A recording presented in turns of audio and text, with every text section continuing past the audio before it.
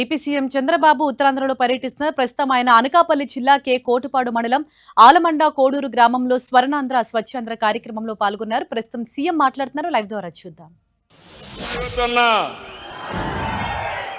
మీ అభిమానం ఉత్సాహం చూసి అదిరిపోయింది. ఈరోజు దారంతా వస్తా ఉంటే చూశాను. తోరకొస్తే జనాలు వస్తారు, క్వార్టర్ బాటిల్ ఇస్తే జనాలు వస్తారు, కానీ అభిమానాన్ని మాత్రం మీ ముఖంలో చూస్తే ఎంత ఆనందంగా నాకు స్వాగతం పలికారంటే నా జీవితాంతం గుర్తుపెట్టుకుంటా. రాజకీయాల్లో కావాల్సింది చేసిన పనికి కృతజ్ఞత ఉండి ఒక అభిమానం ఉంటే పెద్ద కిక్కు మాకు. మీరు గుర్తుపెట్టుకోవాలి ఈ విషయం. నేను వచ్చినప్పుడు మీరు రాకపోతే నేను ఎన్ని చేసినా లాభం లేదని నీరు గారిపోతాం. అదే మేము వచ్చినప్పుడు మీరు స్వాగతం పలికి జేజేలు పలికితే దాని మీద ఒక నమ్మకం, ఒక విశ్వాసం పెరిగి ఎప్పటికప్పుడు ఏం చేయాలని ఆలోచిస్తూ ఉంటాం. ఈరోజు మీరు చూస్తే నిన్నే అల్లూరి సీతారామరాజు అంతర్జాతీయ విమానాశ్రయం, ఈ విమానాశ్రయం భోగాపురానికే పరిమితం కాదు. మీరు ఆ విషయం గుర్తుపెట్టుకోవాలి. ఉత్తరాంధ్రకి మీ ఆశలకు కలలకు రెక్కలు. ఇప్పుడే మీరు ఈ పిల్లలను చూశారు. నా నమ్మకం పెరిగింది. దానికి కారణం ఈ చిన్న పిల్లలను కానీ ఇప్పటి నుంచే నేర్పిస్తే ప్రపంచాన్ని శాసించే శక్తి ఈ పిల్లలకు వస్తుందని చెప్పి కూడా నేను మీకు తెలియజేస్తున్నా.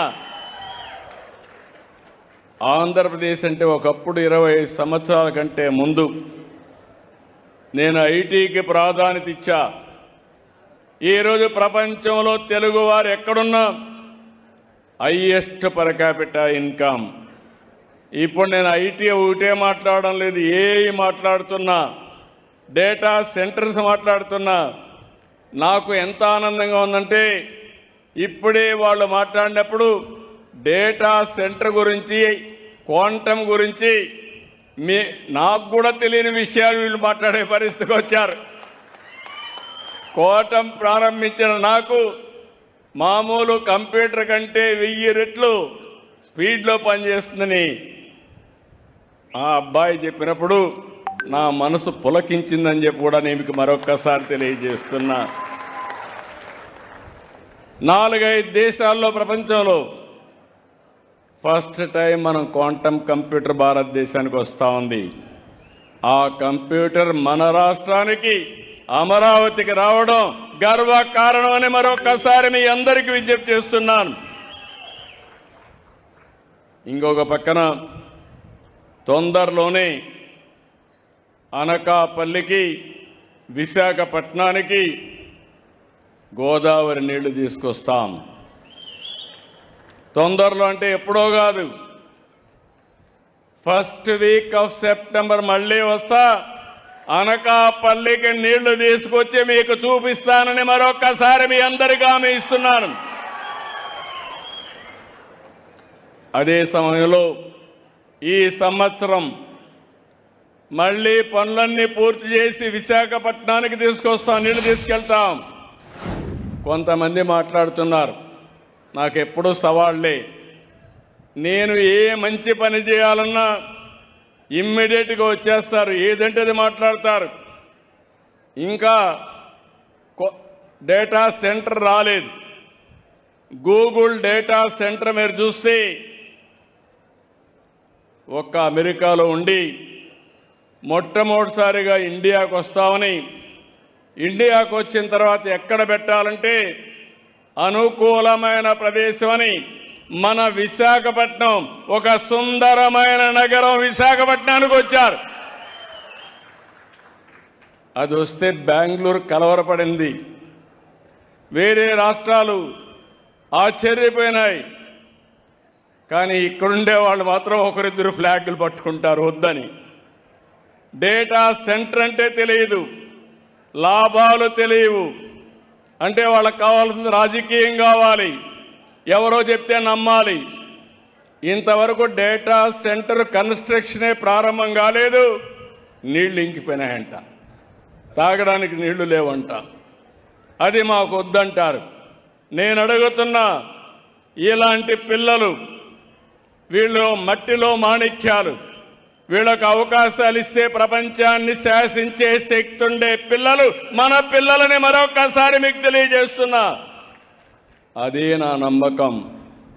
డేటా సెంటరు నేను 1 ప్రారంభిస్తే 5 వచ్చాయి, 5 గిగావాట్స్కి వచ్చాయి. ఈరోజు 5 గిగావాట్స్ ఇక్కడ వస్తే కొన్ని లక్షల మందికి ఏఐ ప్రొఫెషనల్స్గా తయారవుతారు, మంచి ఉద్యోగాలు వస్తాయి. ఆ ఉద్యోగాలు వస్తే ఆదాయం కూడా ఆకాశమే హద్దుగా ఉంటుంది ఇన్నోవేషన్లో. ఇంకో పక్క అన్నిటికి కావాల్సిన 3.5 టీఎంసీ నీళ్లు. నాకు ఏదైతే పోలవరం నుంచి వచ్చే నీళ్లు నేరుగా గ్రావిటీతో వస్తాయి. ఈరోజు హామీ ఇస్తున్నా, అనకాపల్లి జిల్లా ప్రతి చెరువు, ప్రతి రిజర్వాయర్ నింపే బాధ్యత తీసుకుంటాం. దీనికి బ్రహ్మాండమైన ఒకప్పుడు రంగారెడ్డి జిల్లాకి ఇంత అనుకూలత లేదు, కానీ నీళ్లు లేవు, కానీ ఇక్కడ నీళ్లు కూడా ఇస్తే బ్రహ్మాండంగా ముందుకు పోయే పరిస్థితి వస్తుంది.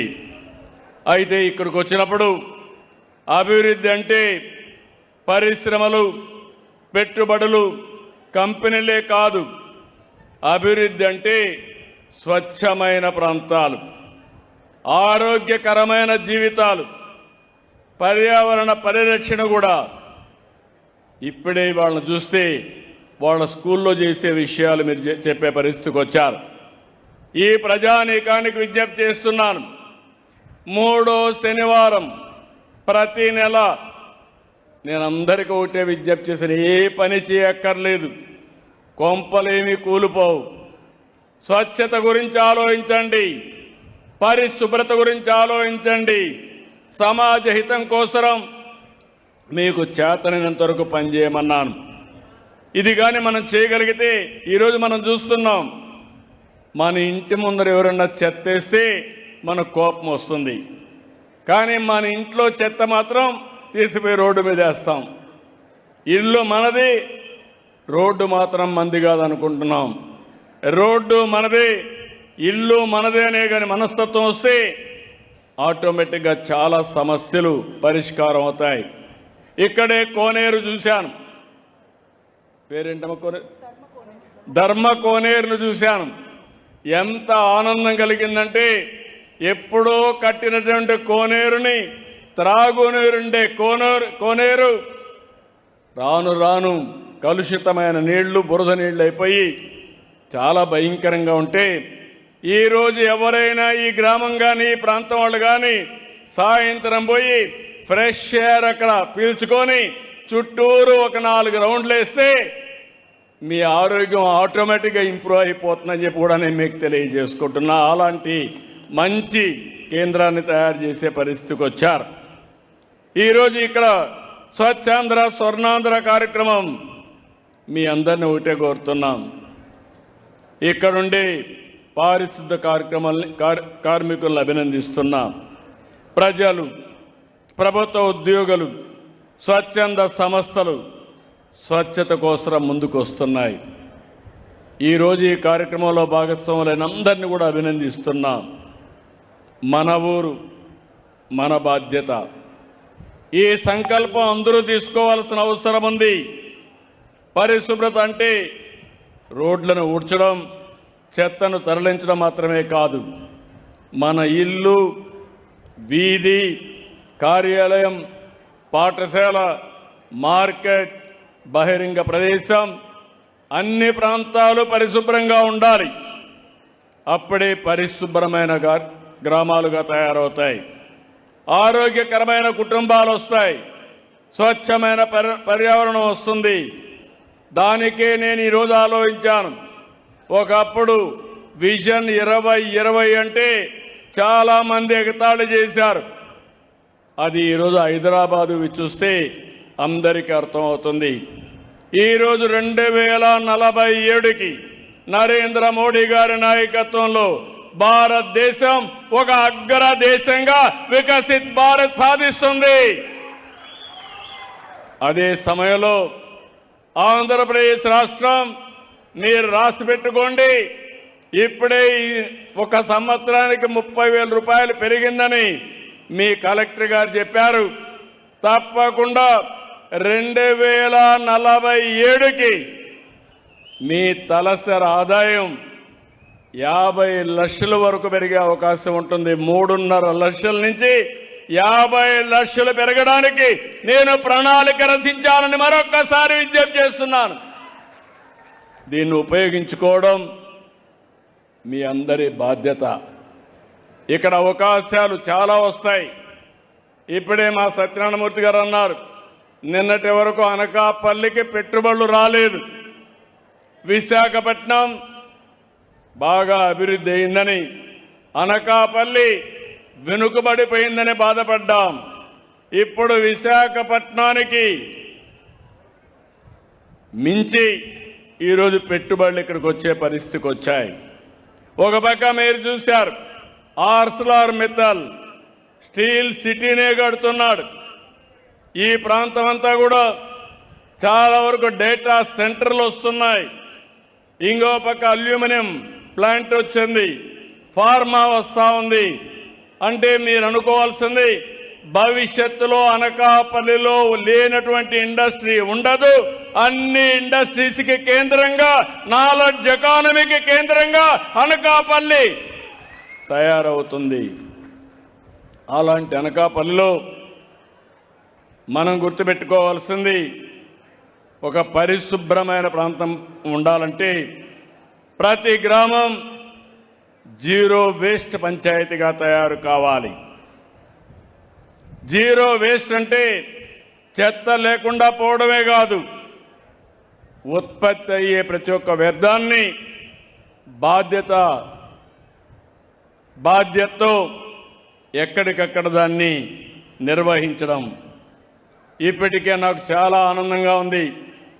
మా డిపార్ట్మెంట్ 2 సంవత్సరాల్లో రాష్ట్రంలో 143 లక్షల మెట్రిక్ టన్నులు లెగసీ వేస్ట్ని డిస్పోజ్ చేశాం.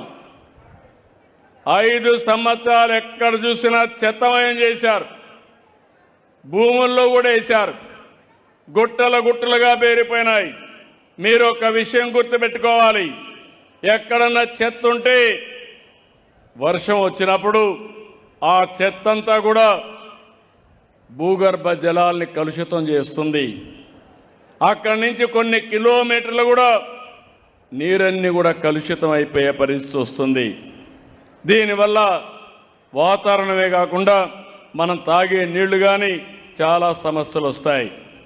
అందుకే నేను కొత్త స్లోగన్ ఇచ్చాను, చెత్త నుంచి సంపద. అందరూ కొంతమంది ఆశ్చర్యంగా చూశారు, ఇదేంటిది అవుతుందా అని. ఈరోజు మీరు చూస్తే చెత్త నుంచి కాంపోస్ట్ తయారు చేస్తున్నాం, చెత్త నుంచి కరెంటు ఉత్పత్తి చేస్తున్నాం, చెత్త నుంచి గ్యాస్ ఉత్పత్తి చేస్తున్నాం. ఈరోజు ప్లాస్టిక్ అంతా కూడా మళ్ళీ పంపించి ప్లాస్టిక్ పరిశ్రమలో మళ్ళా కొత్త ప్లాస్టిక్ తయారు చేస్తున్నాం. ఈరోజు ఒకటే కాదు, మీరు ఒకసారి చూస్తే స్వచ్ఛ రథాలు పెట్టాం, ఊరూరికి పంపిస్తున్నాం. ఒకప్పుడు నేను చిన్నప్పుడు చూసేవాడిని, కొంతమంది వచ్చేవాళ్ళు పాత వస్తువులు ఇస్తే డబ్బులు ఇస్తామని తిరిగేవాళ్ళు. అప్పుడు ఆ పాత వస్తువులు ఇచ్చి వాళ్ళ దగ్గర డబ్బులు కానీ కొత్త వస్తువులు తీసుకునేవాళ్ళం. ఇప్పుడు అలాంటిది మళ్ళీ వచ్చింది. మీ ఇంట్లో పాత వస్తువులు ఇస్తే మీకు ఏం కావాలన్నా అది ఇచ్చే పరిస్థితి వచ్చిందంటే అది ఈరోజు ఈ ప్రభుత్వం చూపించే చొరవ. కడాన మా పిల్లలకు కూడా పాత పుస్తకాలు ఇస్తే కొత్త పుస్తకాలు ఇస్తున్నాం. ఏం కావాలో అవి కూడా అందుబాటులో పెట్టాం. అంటే ఏది వేస్ట్ కాదు. మీరు పాత సెల్ ఫోన్లు ఇస్తే అవి కూడా పోయి మళ్ళా సెల్ ఫోన్లే కాదు, స్టీల్ కానీ అన్నీ కూడా మళ్ళీ రీయూజ్ చేసి మళ్ళా మెల్ట్ చేసే పరిస్థితికి వచ్చాం. అందుకే నేను ఒక సర్క్యులర్ ఎకానమీ అన్నాను. దీన్ని ఏ విధంగా చేయాలనో అన్ని విధాలా ముందుకు తీసుకుపోతున్నామని చెప్పి కూడా నేను మీకు తెలియజేస్తున్నా. నా ఆలోచన ఈ సంవత్సరం ఎక్కడ కూడా చెత్త అనే మాట లేకుండా లెగసీ వేస్ట్ను పూర్తి చేస్తాం, డిస్పోజ్ చేస్తాం. ఇంకో పక్క నేను ఈ సందర్భంగా ఒకటే మీ అందరికీ పిలిపిస్తున్నా. ODF model. ఓడిఎఫ్ అనగానే ప్రతి ఒక్కరూ మరుగుదొడ్డి ఇంటి దగ్గర ఉండాలి, ఆఫీసుల్లో ఉండాలి, పబ్లిక్ ప్లేసుల్లో ఉండాలి. మరుగుకు మాత్రం ఎక్కడా బయట పోకుండా బాధ్యతగా మనందరం మరుగుదొడ్లు ఉపయోగించుకోవాలి.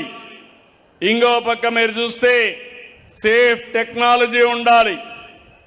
మరుగుదొడ్లు కూడా ఏదంటే అది కట్టేసి అక్కడి నుంచి వాసన కానీ ఇవన్నీ వస్తే చాలా సమస్యలు వస్తాయి. రెండోది 100% డోర్ టు డోర్ తడి చెత్త పొడి చెత్త కలెక్ట్ చేయాలి.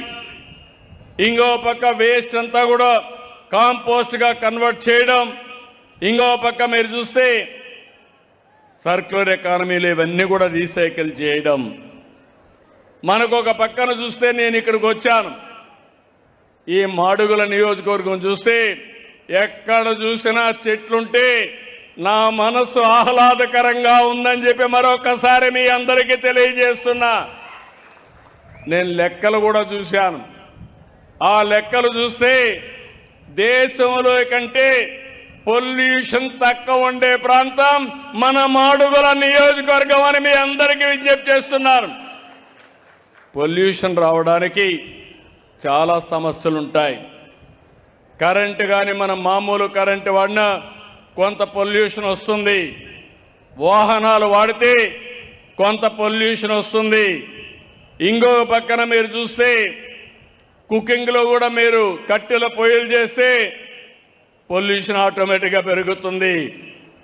ఈరోజు నేను ఆలోచించేది ఒకటి, మీ ఇంటి పైన మీరు ఊహించుండరు, సోలార్ ప్యానెల్ పెట్టుకుంటే ₹1 ఖర్చు లేదు. ఎస్సీ ఎస్టీలకు ప్రభుత్వమే ఫ్రీగా పెట్టిస్తున్నాం. రైతులకు ప్రభుత్వమే పంప్ సెట్లకి ఫ్రీగా కుస్తుంలో మేమే ఖర్చు పెట్టి సోలార్ పెట్టిస్తాం. ఇంకో పక్క బీసీలకు మీరు ఒక్కసారి ఆలోచించుకోవాలి.